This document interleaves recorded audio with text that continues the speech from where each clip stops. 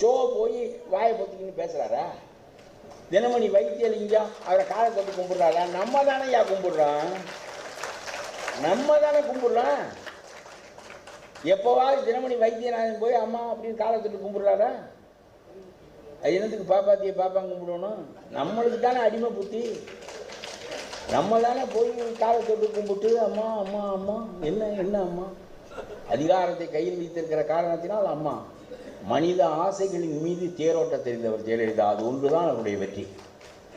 மனித ஆசைகளை எப்படி வகைப்படுத்தி அதன் மீது ஆட்சி செலுத்துவது என்பது அவருக்கு தெரியும்.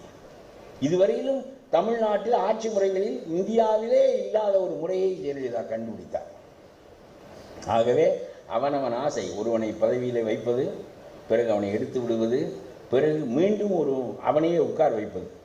அப்படியானால் அவன் என்ன நினைப்பான்? என்றைக்கும் எதிர்க்க மாட்டான். ஒருத்தனை எடுத்து வெளியே தூக்கி விட்டால் எவனாக இருந்தால் நாயை